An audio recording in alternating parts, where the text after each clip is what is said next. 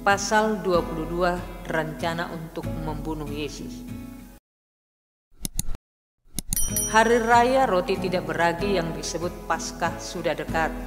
Imam-imam kepala dan ahli-ahli Taurat mencari jalan bagaimana mereka dapat membunuh Yesus sebab mereka takut kepada orang banyak. Yudas mengkhianati Yesus. Maka masuklah iblis ke dalam Yudas yang bernama Iskariot, seorang dari ke-12 murid itu. Lalu pergilah Yudas kepada imam-imam kepala dan kepala-kepala pengawal bait Allah dan berunding dengan mereka bagaimana ia dapat menyerahkan Yesus kepada mereka. Mereka sangat gembira dan bermufakat untuk memberikan sejumlah uang kepadanya. Ia menyetujuinya dan mulai dari waktu itu ia mencari kesempatan yang baik untuk menyerahkan Yesus kepada mereka tanpa setahu orang banyak. Persiapan untuk makan Paskah. Maka tibalah hari raya roti tidak beragi, yaitu hari di mana orang harus menyembelih domba Paskah. Lalu Yesus menyuruh Petrus dan Yohanes, katanya, "Pergilah, persiapkanlah perjamuan Paskah bagi kita supaya kita makan." Kata mereka kepadanya, "Di manakah engkau kehendaki kami mempersiapkannya?" Jawabnya, "Apabila kamu masuk ke dalam kota, kamu akan bertemu dengan seorang yang membawa kendi berisi air. Ikutilah dia ke dalam rumah yang dimasukinya, dan katakanlah kepada tuan rumah itu, Guru bertanya kepadamu, di manakah ruangan tempat aku bersama-sama dengan murid-muridku akan makan Paskah? Lalu orang itu akan menunjukkan kepadamu sebuah ruangan atas yang besar yang sudah lengkap. Disitulah kamu harus mempersiapkannya." Maka berangkatlah mereka dan mereka mendapati semua seperti yang dikatakan Yesus kepada mereka. Lalu mereka mempersiapkan Paskah. Penetapan perjamuan malam. Ketika tiba saatnya Yesus duduk makan bersama-sama dengan rasul-rasulnya, katanya kepada mereka, "Aku sangat rindu makan Paskah ini bersama-sama dengan kamu sebelum aku menderita. Sebab aku berkata kepadamu, aku tidak akan memakannya lagi sampai ia beroleh kegenapannya dalam kerajaan Allah." Kemudian ia mengambil sebuah cawan, mengucap syukur lalu berkata, "Ambillah ini dan bagikanlah di antara kamu. Sebab aku berkata kepada kamu, mulai dari sekarang ini aku tidak akan minum lagi hasil pokok anggur sampai kerajaan Allah telah datang." Lalu ia mengambil roti, mengucap syukur, memecah-mecahkannya dan memberikannya kepada mereka, katanya, "Inilah tubuhku yang diserahkan bagi kamu. Perbuatlah ini menjadi peringatan akan aku." Demikian juga dibuatnya dengan cawan sesudah makan. Ia berkata, "Cawan ini adalah perjanjian baru oleh darahku yang ditumpahkan bagi kamu. Tetapi lihat, tangan orang yang menyerahkan aku ada bersama dengan aku di meja ini. Sebab Anak Manusia memang akan pergi seperti yang telah ditetapkan, akan tetapi celakalah orang yang olehnya ia diserahkan." Lalu mulailah mereka mempersoalkan siapa di antara mereka yang akan berbuat demikian. Percakapan waktu perjamuan malam. Terjadilah juga pertengkaran di antara murid-murid Yesus siapakah yang dapat dianggap terbesar di antara mereka. Yesus berkata kepada mereka, "Raja-raja bangsa-bangsa memerintah rakyat. Mereka dan orang-orang yang menjalankan kuasa atas mereka disebut pelindung-pelindung.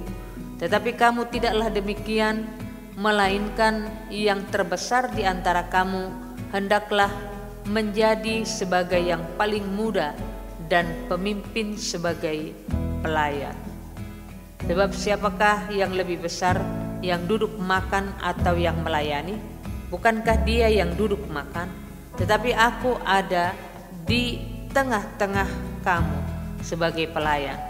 Kamulah yang tetap tinggal bersama-sama dengan aku dalam segala pencobaan yang aku alami. Dan aku menentukan hak-hak kerajaan bagi kamu.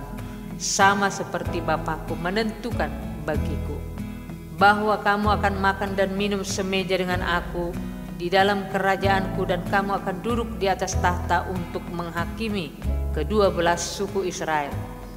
Simon, Simon, lihat iblis telah menuntut untuk menampik kamu seperti gandum. Tetapi aku telah berdoa untuk engkau supaya imanmu jangan gugur, dan engkau, jikalau engkau sudah insaf, kuatkanlah saudara-saudaramu. Jawab Petrus, Tuhan, aku bersedia masuk penjara dan mati bersama-sama dengan engkau. Tetapi Yesus berkata, aku berkata kepadamu, Petrus, hari ini ayam tidak akan berkokok sebelum engkau 3 kali menyangkal bahwa engkau mengenal aku. Lalu ia berkata kepada mereka, ketika aku mengutus kamu dengan tiada membawa pundi-pundi bekal dan kasut, adakah kamu kekurangan apa-apa? Jawab mereka, suatu pun tidak. Katanya kepada mereka, tetapi sekarang ini siapa yang mempunyai pundi-pundi, hendaklah ia membawanya. Demikian juga yang mempunyai bekal, dan siapa yang tidak mempunyainya, hendaklah ia menjual jubahnya dan membeli pedang. Sebab aku berkata kepada kamu bahwa nas kitab suci ini harus digenapi kepadaku. Ia akan terhitung di antara pemberontak-pemberontak, sebab apa yang tertulis tentang aku sedang digenapi. Kata mereka, Tuhan, ini 2 pedang. Jawabnya, sudah cukup. Di Taman Getsemani. Lalu pergilah Yesus keluar kota, dan sebagaimana biasa ia menuju Bukit Zaitun. Murid-muridnya juga mengikuti dia. Setelah tiba di tempat itu, ia berkata kepada mereka, berdoalah supaya kamu jangan jatuh ke dalam pencobaan. Kemudian ia menjauhkan diri dari mereka kira-kira sepelepar batu jaraknya. Lalu ia berlutut dan berdoa, katanya, ya Bapakku, jikalau engkau mau, ambillah cawan ini daripadaku. Tetapi bukanlah kehendakku, melainkan kehendakmu-lah yang terjadi. Maka seorang malaikat dari langit menampakkan diri kepadanya untuk memberi kekuatan kepadanya. Ia sangat ketakutan dan makin bersungguh-sungguh berdoa. Peluhnya menjadi seperti titik-titik darah yang bertetesan ke tanah. Lalu ia bangkit dari doanya dan kembali kepada murid-muridnya. Tetapi ia mendapati mereka sedang tidur karena duka cita. Katanya kepada mereka, mengapa kamu tidur? Bangunlah dan berdoalah supaya kamu jangan jatuh ke dalam pencobaan. Yesus ditangkap. Waktu Yesus masih berbicara, datanglah segerombolan orang, sedang muridnya yang bernama Yudas, seorang dari ke-12 murid itu, berjalan di depan mereka. Yudas mendekati Yesus untuk menciumnya. Maka kata Yesus kepadanya, hai Yudas, engkau menyerahkan Anak Manusia dengan ciuman? Ketika mereka yang bersama-sama dengan Yesus melihat apa yang akan terjadi, berkatalah mereka, Tuhan, mestikah kami menyerang mereka dengan pedang? Dan seorang dari mereka menyerang hamba imam besar sehingga putus telinga kanannya. Tetapi Yesus berkata, sudahlah itu. Lalu ia menjamah telinga orang itu dan menyembuhkannya. Maka Yesus berkata kepada imam-imam kepala dan kepala-kepala pengawal bait Allah, serta tua-tua yang datang untuk menangkap dia, katanya, sangkamu aku ini penyamun, maka kamu datang lengkap dengan pedang dan pentung? Padahal tiap-tiap hari aku ada di tengah-tengah kamu, di dalam bait Allah, dan kamu tidak menangkap aku. Tetapi inilah saat kamu, dan inilah kuasa kegelapan itu. Petrus menyangkal Yesus. Lalu Yesus ditangkap dan dibawa dari tempat itu. Ia digiring ke rumah imam besar, dan Petrus mengikut dari jauh. Di tengah-tengah halaman rumah itu, orang memasang api dan mereka duduk mengelilinginya.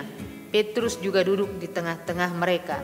Seorang hamba perempuan melihat dia duduk dekat api, ia mengamat-amatinya, lalu berkata, juga orang ini bersama-sama dengan dia.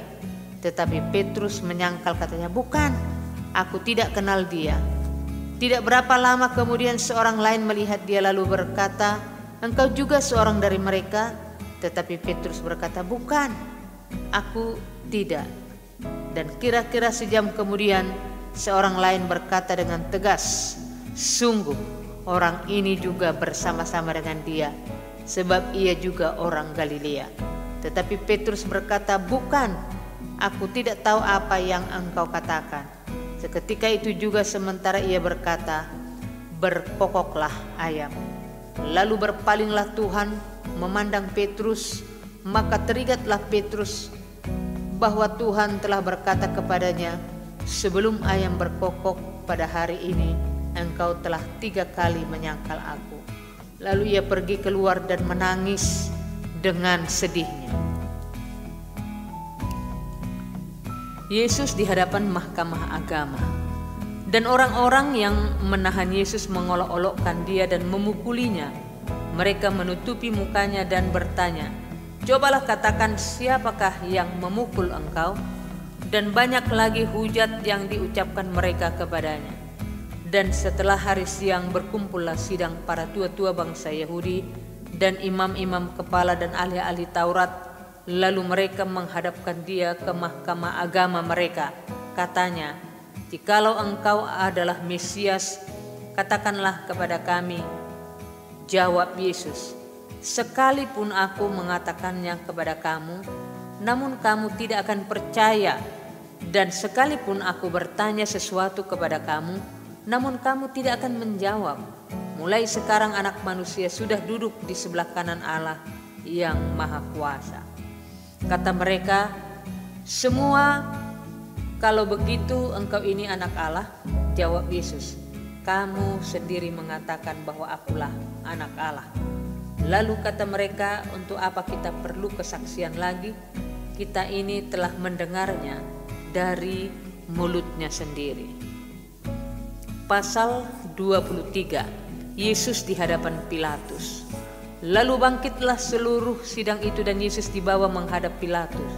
Di situ mereka mulai menuduh dia, katanya, "Telah kedapatan oleh kami bahwa orang ini menyesatkan bangsa kami dan melarang membayar pajak kepada Kaisar, dan tentang dirinya ia mengatakan bahwa ia adalah Kristus, yaitu Raja." Pilatus bertanya kepadanya, "Engkaukah Raja orang Yahudi?" Jawab Yesus, "Engkau sendiri mengatakannya." Kata Pilatus kepada imam-imam kepala dan seluruh orang banyak itu, "Aku tidak mendapati kesalahan apapun pada orang ini." Tetapi mereka makin kuat mendesak, katanya, "Ia menghasut rakyat dengan ajarannya di seluruh Yudea. Ia mulai di Galilea dan sudah sampai ke sini." Ketika Pilatus mendengar itu, ia bertanya, "Apakah orang itu seorang Galilea?" Dan ketika ia tahu bahwa Yesus seorang dari wilayah Herodes, ia mengirim dia menghadap Herodes, yang pada waktu itu ada juga di Yerusalem. Yesus di hadapan Herodes. Ketika Herodes melihat Yesus, ia sangat girang, sebab sudah lama ia ingin melihatnya, karena ia sering mendengar tentang dia. Lagi pula ia mengharapkan melihat bagaimana Yesus mengadakan suatu tanda. Ia mengajukan banyak pertanyaan kepada Yesus, tetapi Yesus tidak memberi jawaban apapun. Sementara itu imam-imam kepala dan ahli-ahli Taurat maju ke depan dan melontarkan tuduhan-tuduhan yang berat terhadap dia. Maka mulailah Herodes dan pasukannya menista dan mengolok-olokkan dia. Ia mengenakan jubah kebesaran kepadanya, lalu mengirim dia kembali kepada Pilatus.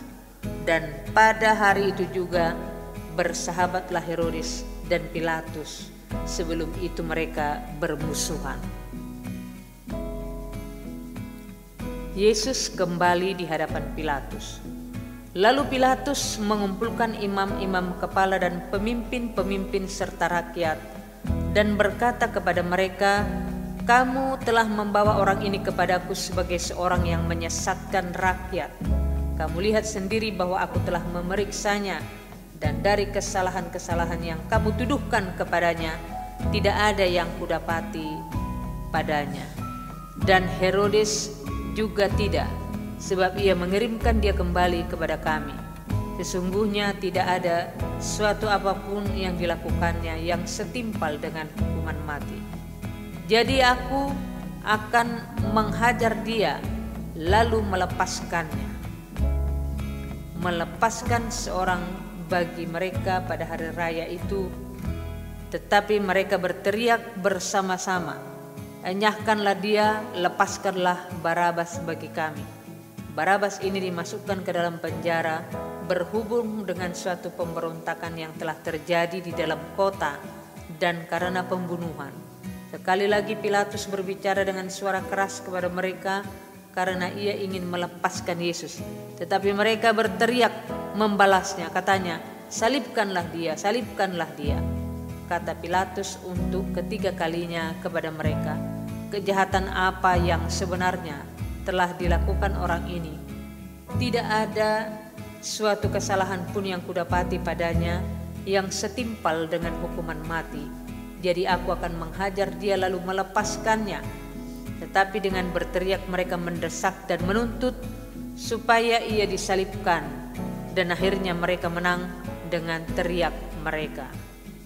Lalu Pilatus memutuskan supaya tuntutan mereka dikabulkan, dan ia melepaskan orang yang dimasukkan ke dalam penjara karena pemberontakan dan pembunuhan itu sesuai dengan tuntutan mereka.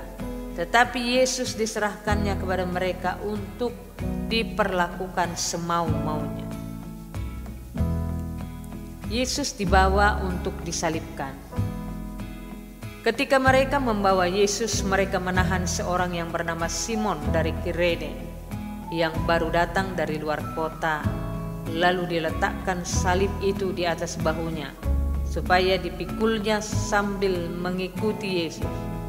Sejumlah besar orang mengikuti dia, di antaranya banyak perempuan yang menangisi dan meratapi dia. Yesus berpaling kepada mereka dan berkata, "Hai putri-putri Yerusalem, janganlah kamu menangisi aku, melainkan tangisilah dirimu sendiri dan anak-anakmu. Sebab lihat, akan tiba masanya orang berkata, berbahagialah perempuan mandul dan yang rahimnya tidak pernah melahirkan dan yang susunya tidak pernah menyusui. Maka orang akan mulai berkata kepada gunung-gunung, runtuhlah menimpa kami, dan kepada bukit-bukit, timbunilah kami. Sebab jikalau orang berbuat demikian dengan kayu hidup, apakah yang akan terjadi dengan kayu kering?" Dan ada juga digiring dua orang lain, yaitu dua penjahat untuk dihukum mati bersama-sama dengan dia. Yesus disalibkan. Ketika mereka sampai di tempat yang bernama Tengkorak, mereka menyalibkan Yesus di situ dan juga kedua orang penjahat itu, yang seorang di sebelah kanannya dan yang lain di sebelah kirinya. Yesus berkata, "Ya Bapa, ampunilah mereka, sebab mereka tidak tahu apa yang mereka perbuat." Dan mereka membuang undi untuk membagi pakaiannya. Orang banyak berdiri di situ dan melihat semuanya. Pemimpin-pemimpin mengejek dia, katanya, "Orang lain ia selamatkan. Biarlah sekarang ia menyelamatkan dirinya sendiri, jika ia adalah Mesias, orang yang dipilih Allah." Juga prajurit-prajurit mengolok-olokkan dia serta mengunjukkan anggur asam kepadanya dan berkata, "Jika engkau adalah raja orang Yahudi, selamatkanlah dirimu." Ada juga tulisan di atas kepalanya, "Inilah raja orang Yahudi." Seorang dari penjahat yang digantung itu menghujat dia, katanya, "Bukankah engkau adalah Kristus? Selamatkanlah dirimu dan kami." Tetapi yang seorang menegur dia, katanya, "Tidakkah engkau takut juga tidak kepada Allah, sedang engkau menerima hukuman yang sama? Kita memang selayaknya dihukum, sebab kita menerima balasan yang setimpal dengan perbuatan kita. Tetapi orang ini tidak berbuat sesuatu yang salah." Lalu ia berkata, "Yesus, ingatlah akan aku apabila engkau datang sebagai raja." Kata Yesus kepadanya, "Aku berkata kepadamu, sesungguhnya hari ini juga engkau akan ada bersama-sama dengan aku di dalam Firdaus." Yesus mati. Ketika itu hari sudah kira-kira jam 12, lalu kegelapan meliputi seluruh daerah itu sampai jam 3. Sebab matahari tidak bersinar dan tabir bait suci terbelah dua. Lalu Yesus berseru dengan suara nyaring, "Ya Bapa, ke dalam tanganmu kuserahkan nyawaku." Dan sesudah berkata demikian ia menyerahkan nyawanya. Ketika kepala pasukan melihat apa yang terjadi, ia memuliakan Allah, katanya, "Sungguh orang ini adalah orang benar." Dan sesudah seluruh orang banyak yang datang berkerumun di situ untuk tontonan itu melihat apa yang terjadi itu, pulanglah mereka sambil memukul-mukul diri. Semua orang yang mengenal Yesus dari dekat, termasuk perempuan-perempuan yang mengikuti dia dari Galilea, berdiri jauh-jauh dan melihat semuanya itu. Yesus dikuburkan. Adalah seorang yang bernama Yusuf. Ia anggota majelis besar dan seorang yang baik lagi benar. Ia tidak setuju dengan putusan dan tindakan majelis itu. Ia berasal dari Arimatea, sebuah kota Yahudi, dan ia menanti-nantikan kerajaan Allah. Ia pergi menghadap Pilatus dan meminta mayat Yesus. Dan sesudah ia menurunkan mayat itu, ia mengapaninya dengan kain lenan, lalu membaringkannya di dalam kubur yang digali di dalam bukit batu, di mana belum pernah dibaringkan mayat. Hari itu adalah hari persiapan dan Sabat hampir mulai, dan perempuan-perempuan yang datang bersama-sama dengan Yesus dari Galilea ikut serta, dan mereka melihat kubur itu dan bagaimana mayatnya dibaringkan. Kebangkitan Yesus. Dan setelah pulang mereka menyediakan rempah-rempah dan minyak mur, dan pada hari Sabat mereka beristirahat menurut hukum Taurat. Pasal 24. Tetapi pagi-pagi benar pada hari pertama minggu itu, mereka pergi ke kubur membawa rempah-rempah yang telah disediakan mereka. Mereka mendapati batu sudah terguling dari kubur itu. Dan setelah masuk, mereka tidak menemukan mayat Tuhan Yesus. Sementara mereka berdiri termangu-mangu karena hal itu, tiba-tiba ada dua orang berdiri dekat mereka memakai pakaian yang berkilau-kilauan. Mereka sangat ketakutan dan menundukkan kepala. Tetapi kedua orang itu berkata kepada mereka, "Mengapa kamu mencari dia yang hidup di antara orang mati? Ia tidak ada di sini, ia telah bangkit. Ingatlah apa yang dikatakannya kepada kamu ketika ia masih di Galilea, yaitu bahwa Anak Manusia harus diserahkan ke tangan orang-orang berdosa dan disalibkan dan akan bangkit pada hari yang ketiga." Maka teringatlah mereka akan perkataan Yesus itu, dan setelah mereka kembali dari kubur, mereka menceritakan semuanya itu kepada ke-11 murid dan kepada semua saudara yang lain. Perempuan-perempuan itu ialah Maria dari Magdalena dan Yohana dan Maria ibu Yakobus, dan perempuan-perempuan lain juga yang bersama-sama dengan mereka memberitahukannya kepada rasul-rasul. Tetapi bagi mereka perkataan-perkataan itu seakan-akan omong kosong, dan mereka tidak percaya kepada perempuan-perempuan itu. Sungguh pun demikian, Petrus bangun, lalu cepat-cepat pergi ke kubur itu. Ketika ia menjenguk ke dalam, ia melihat hanya kain kafan saja. Lalu ia pergi dan ia bertanya dalam hatinya, apa yang kiranya telah terjadi. Yesus menampakkan diri di jalan ke Emmaus. Pada hari itu juga dua orang dari murid-murid Yesus pergi ke sebuah kampung bernama Emmaus yang terletak kira-kira 7 mil jauhnya dari Yerusalem. Dan mereka bercakap-cakap tentang segala sesuatu yang telah terjadi. Ketika mereka sedang bercakap-cakap dan bertukar pikiran, datanglah Yesus sendiri mendekati mereka, lalu berjalan bersama-sama dengan mereka. Tetapi ada sesuatu yang menghalangi mata mereka, sehingga mereka tidak dapat mengenal Dia. Yesus berkata kepada mereka, "Apakah yang kamu percakapkan sementara kamu berjalan?" Maka berhentilah mereka dengan muka muram. Seorang dari mereka namanya Kleopas menjawabnya, "Adakah engkau satu-satunya orang asing di Yerusalem yang tidak tahu apa yang terjadi di situ pada hari-hari belakangan ini?" Katanya kepada mereka, "Apakah itu?" Jawab mereka, "Apa yang terjadi dengan Yesus orang Nazaret? Dia adalah seorang nabi yang berkuasa dalam pekerjaan dan perkataan di hadapan Allah dan di depan seluruh bangsa kami. Tetapi imam-imam kepala dan pemimpin-pemimpin kami telah menyerahkan dia untuk dihukum mati dan mereka telah menyalibkannya. Padahal kami dahulu mengharapkan bahwa dialah yang datang untuk membebaskan bangsa Israel. Tetapi sementara itu telah lewat 3 hari sejak semuanya itu terjadi. Tetapi beberapa perempuan dari kalangan kami telah mengejutkan kami. Pagi-pagi buta mereka telah pergi ke kubur dan tidak menemukan mayatnya. Lalu mereka datang dengan berita bahwa telah kelihatan kepada mereka malaikat-malaikat yang mengatakan bahwa ia hidup. Dan beberapa teman kami telah pergi ke kubur itu dan mendapati bahwa memang benar yang dikatakan perempuan-perempuan itu, tetapi dia tidak mereka lihat. Lalu ia berkata kepada mereka, "Hai kamu orang bodoh, betapa lambannya hatimu, sehingga kamu tidak percaya segala sesuatu yang telah dikatakan para nabi.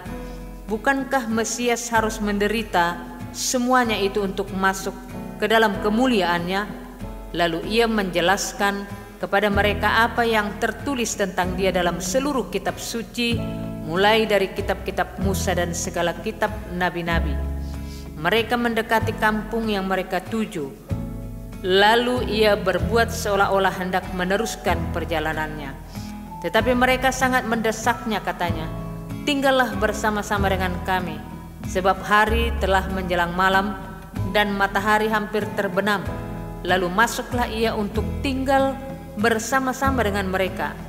Waktu ia duduk makan dengan mereka, ia mengambil roti, mengucap berkat, lalu memecah-mecahkannya dan memberikannya kepada mereka. Ketika itu terbukalah mata mereka dan mereka pun mengenal dia. Tetapi ia lenyap dari tengah-tengah mereka. Kata mereka seorang kepada yang lain, "Bukankah hati kita berkobar-kobar ketika ia berbicara dengan kita di tengah jalan dan ketika ia menerangkan kitab suci kepada kita?" Lalu bangunlah mereka dan terus kembali ke Yerusalem. Di situ mereka mendapati ke-11 murid itu. Mereka sedang berkumpul bersama-sama dengan teman-teman mereka. Kata mereka itu, "Sesungguhnya Tuhan telah bangkit dan telah menampakkan diri kepada Simon." Lalu kedua orang itu pun menceritakan apa yang terjadi di tengah jalan dan bagaimana mereka mengenal dia pada waktu ia memecah-mecahkan roti. Yesus menampakkan diri kepada semua murid. Dan sementara mereka bercakap-cakap tentang hal-hal itu, Yesus tiba-tiba berdiri di tengah-tengah mereka dan berkata kepada mereka, "Damai sejahtera bagi kamu." Maka terkejut dan takut dan menyangka bahwa mereka melihat hantu. Akan tetapi ia berkata kepada mereka, "Mengapa kamu terkejut? Dan apa sebabnya timbul keraguan-raguan di dalam hati kamu? Lihatlah tanganku dan kakiku, aku sendirilah ini. Rabalah aku dan lihatlah, karena hantu tidak ada daging dan tulangnya, seperti yang kamu lihat ada padaku." Sambil berkata demikian, ia memperlihatkan tangan dan kakinya kepada mereka. Dan ketika mereka belum percaya karena girangnya dan masih heran, berkatalah ia kepada mereka, "Adakah padamu makanan di sini?" Lalu mereka memberikan kepadanya sepotong ikan goreng. Ia mengambilnya dan memakannya di depan mata mereka. Ia berkata kepada mereka, "Inilah perkataanku yang telah kukatakan kepadamu ketika aku masih bersama-sama dengan kamu, yakni bahwa harus digenapi semua yang ada tertulis tentang aku dalam kitab Taurat Musa dan kitab nabi-nabi dan kitab Mazmur." Lalu ia membuka pikiran mereka sehingga mereka mengerti kitab suci. Katanya kepada mereka, "Ada tertulis demikian, Mesias harus menderita dan bangkit di antara orang mati pada hari yang ketiga. Dan lagi dalam namanya berita tentang pertobatan dan pengampunan dosa harus disampaikan kepada segala bangsa, mulai dari Yerusalem. Kamu adalah saksi dari semuanya ini, dan aku akan mengirim kepadamu apa yang dijanjikan Bapakku. Tetapi kamu harus tinggal di dalam kota ini sampai kamu diperlengkapi dengan kekuasaan dari tempat tinggi. Kenaikan Yesus. Lalu Yesus membawa mereka keluar kota sampai dekat Betania. Di situ ia mengangkat tangannya dan memberkati mereka. Dan ketika ia sedang memberkati mereka, ia berpisah dari mereka dan terangkat ke sorga. Mereka sujud menyembah kepadanya. Lalu mereka pulang ke Yerusalem dengan sangat bersukacita. Mereka senantiasa berada di dalam bait Allah dan memuliakan Allah.